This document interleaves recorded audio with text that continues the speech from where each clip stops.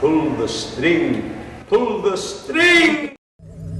Scoodly, wow, wow, wow.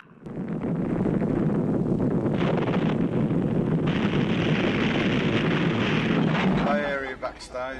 Hey, this is Chris Broderick of Megadeth, and you're watching Bay Area Backstage.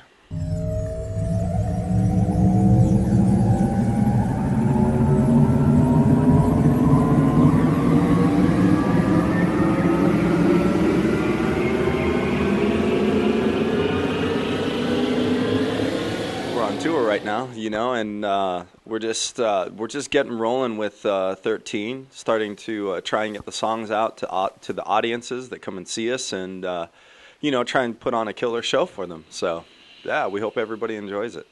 I think the best reason you could ever practice the instrument is just because you love what you're doing, and that's why I practice today. So.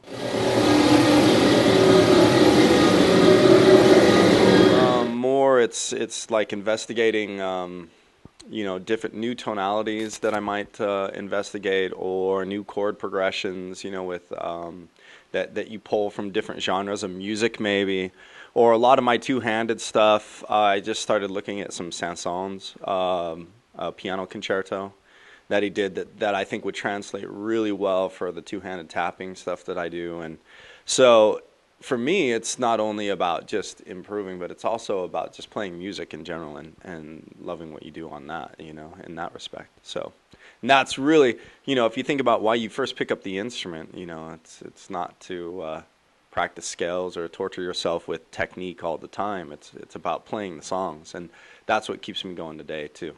What I want to get to is the point at which where you know theory so well that you almost hear theory instead of thinking it. Where you hear the tonality that you want to hear, that you want to hear, and then you play through it, and you know as soon as you hear it in your mind that that's Lydian dominant or whatever. So it almost becomes pitch memory in your head, yeah. And that's where I really want it to go to, and I'm sure it's going to get there because I've seen glimpses of it. So, awesome. So yeah. You see clips?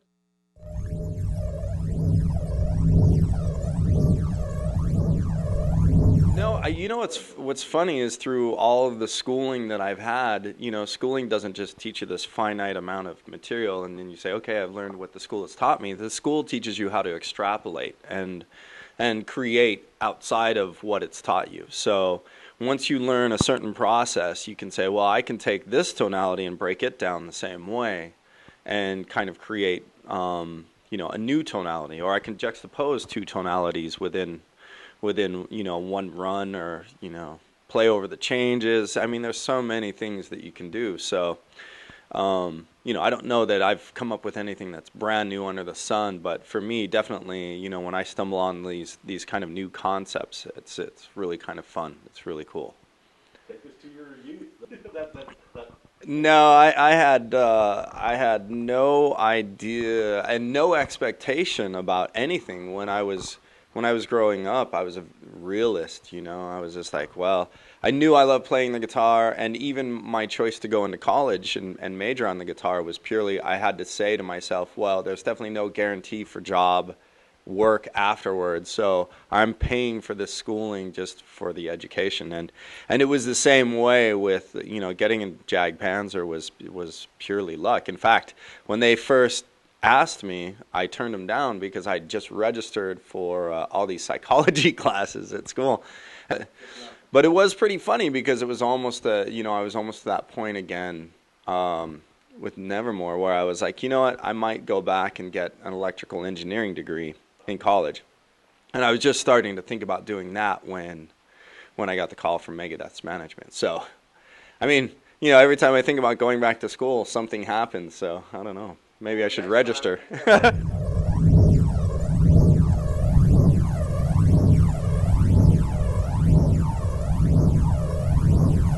Look at, Marty Friedman and Chris Poland, and I mean everybody that's been in Megadeth, really. They're all great players. They're awesome people, and there's a reason why people like them so much. And so when I first got the gig, I fully expected to get, trashed. Really? Yeah, trashed on the internet, no matter what, because, you know. So I was actually quite pleased when I saw what people had to say, and you know, people seemed to like what I was doing. So that was awesome for me and great to hear. And yeah.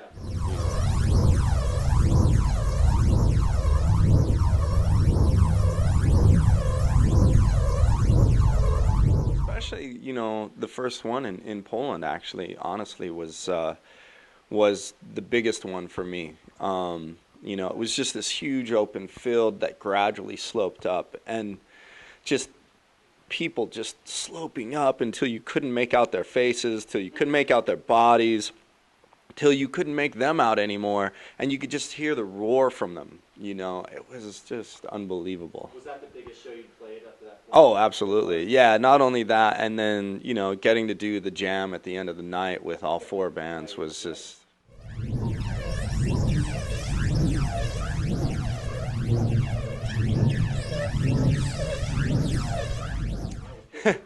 Well, you know, what's funny is mine was Kill and Loudness.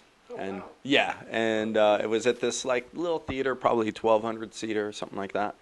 And we had went there early in the day to get the best seats. It was all GA, and it was raining, and it was freezing, but you know, it was a ton of metalheads all together, just like, you know, going to see a concert. And so it was like being there with all of your friends that you'd just met. And you know, it's funny. I actually went there to see Kill, but I walked away a Loudness fan, really. So, because I didn't know that much about Loudness up to that point. And then when I saw them, I was just like, wow, these guys kick ass. So.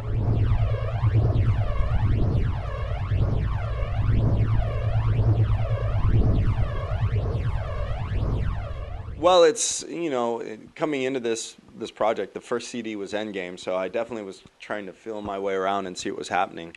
With 13, I definitely felt much more comfortable, much more in you know, comfortable in my shoes and my position and stuff like that.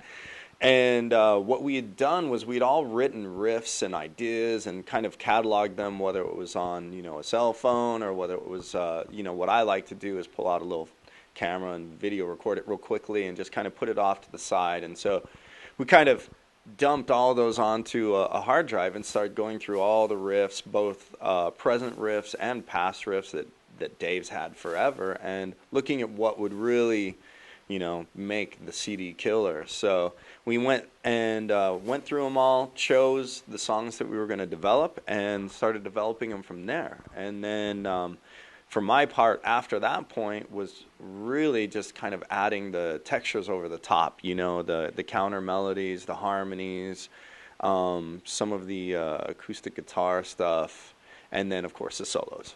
So.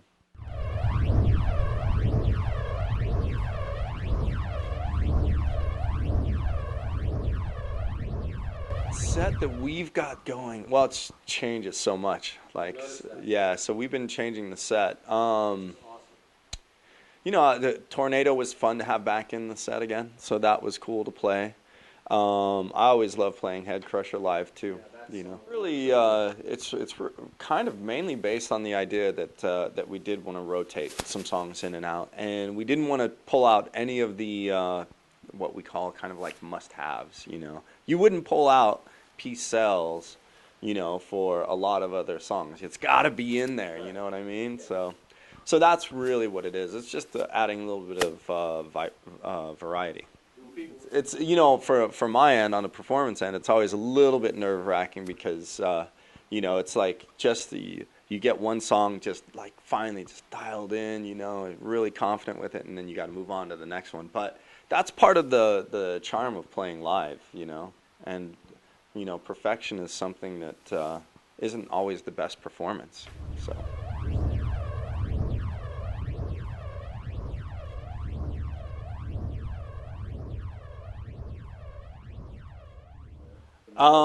You know, the biggest thing is just hoping that I've impacted people in a positive way, you know, and hoping that that somehow I've made their life a little bit better, or a little bit easier, or a little bit more enjoyable, you know.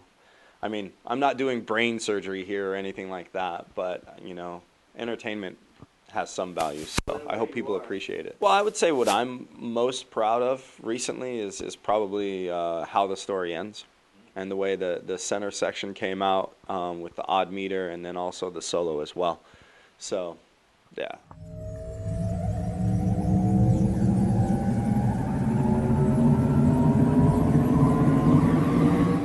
You know what? That's too hard to answer because I teach quite a bit, but the first thing I try and do is evaluate the student and their personality, how they learn, what their strengths are, what their weaknesses are, and then try and work within those confines. Because you can say there's one way to learn for everybody, and you're going to get a lot of people that aren't going to agree with that. And I love that aspect because people are different.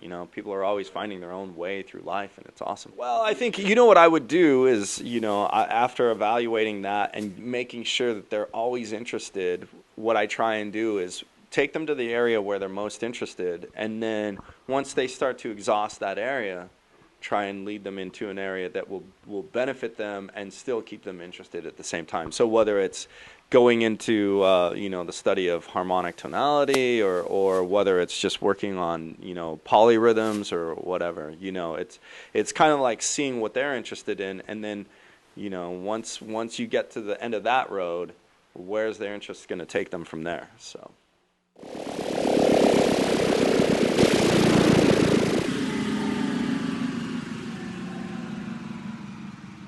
The big thing today is obviously, with the internet, everybody's kind of on equal footing in a sense, because you could have millions of people view your video in one day as long as they knew it was there. So the big thing for me is really to tell people to get themselves out there, to be seen, and not to turn down any opportunities.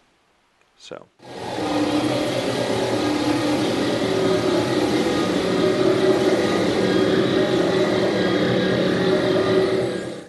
Yeah, we